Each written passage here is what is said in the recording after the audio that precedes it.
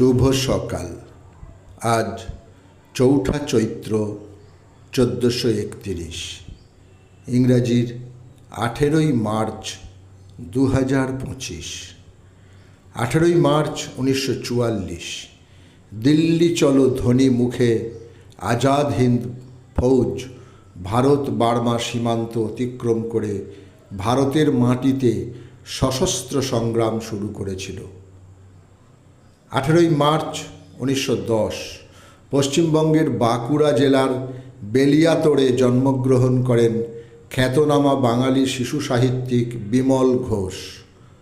তাঁর প্রকাশিত গ্রন্থগুলির মধ্যে উল্লেখযোগ্য হল ইউরোপের অগ্নিকোণ, কামাল পরদেশি, চেঙ্গা বেঙ্গা প্রভৃতি। ১৮ই মার্চ ১৯১২ কলকাতায় জন্মগ্রহণ করেন সাহিত্যিক বিমল মিত্র। তাঁর প্রথম উপন্যাস চাই এবং সাহেব বিবি গোলাম তার অন্যতম গ্রন্থ।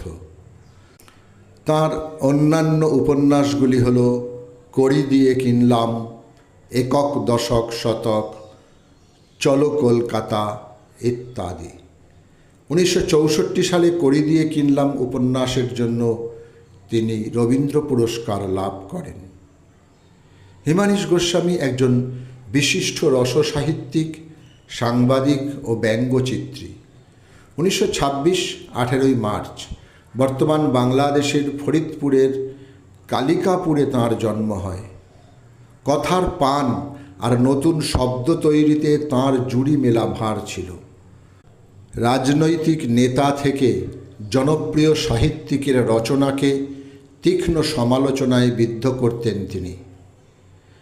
আন্তর্জাতিক খ্যাতিসম্পন্ন ভারতীয় বাঙালি বাউল শিল্পী পূর্ণদাস বাউলের আজ জন্মদিন। ১৮ই মার্চ ১৯৩৩ পশ্চিমবঙ্গের বীরভূম জেলার একচক্কা গ্রামে তিনি জন্মগ্রহণ করেন। কলা বিভাগে বিশেষ অবদানের জন্য ২০১৩ সালে তিনি পদ্মশ্রী পুরস্কারে সম্মানিত হন। বিখ্যাত ভারতীয় অভিনেতা ও চলচ্চিত্র নির্মাতা শশী কাপুরের আজ জন্মদিন। ১৯৩৮-এর ১৮ই মার্চ কলকাতায় তিনি জন্মগ্রহণ করেন।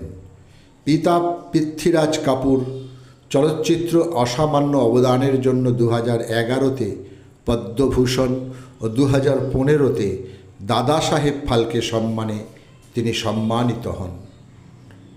একজন ভারতীয় বাঙালি রাজনৈতিক ব্যক্তিত্ব ও পশ্চিমবঙ্গের অবিসংবাদিত বামপন্থী নেতা, ক্রীড়া, পরিবহন ও যুব দপ্তরের মন্ত্রী সুভাষ চক্রবর্তীর আজ জন্মদিন। ১৮ই মার্চ ১৯৪২ ঢাকায় তিনি জন্মগ্রহণ করেন।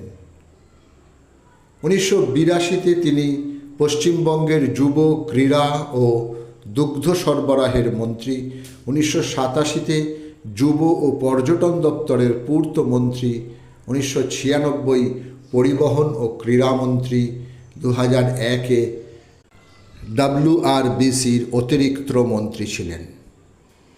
বিখ্যাত বিপ্লবী ও আইনসভার সদস্য সতীন্দ্রনাথ সেন বা সতীন সেন। ১৯২৩ ফরিদপুরের পটুয়াখালী মহকুমায় অসহযোগ আন্দোলনে ছড়িয়ে পড়ে তাঁর নেতৃত্ব। ১৯২৪ তিনি বরিশাল জেলা কংগ্রেসের সম্পাদক নিযুক্ত হন। তাঁর নেতৃত্বে দীর্ঘদিন পটুয়াখালী সত্যাগ্রহ আন্দোলন চলে। ১৯৫০ পাকিস্তান সরকার তাঁকে গ্রেপ্তার করে। ১৯৫৪ পুনরায় তিনি বন্দী হন। ১৯৫৫-র ১৮ই মার্চ বন্দী অবস্থায় ঢাকা মেডিকেল হাসপাতালে তিনি প্রয়াত হন।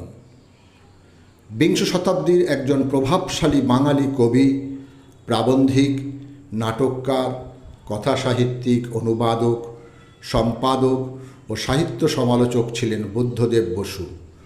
রবীন্দ্রনাথ ঠাকুরের জীবদ্দশায় তাঁর প্রভাবের বাইরে এসে যাঁরা লেখালেখি করেছেন তিনি তাঁদের মধ্যে অন্যতম। আজ তাঁর মৃত্যুদিন। সময়টা ১৯৭৪। বহুরূপী থিয়েটার দলের অভিনেতা ও দীর্ঘদিনের সদস্য মুকুন্দ দাসের আজ মৃত্যুদিন। সময়টা ২০২২। সকলকেই আমার আনত প্রণাম।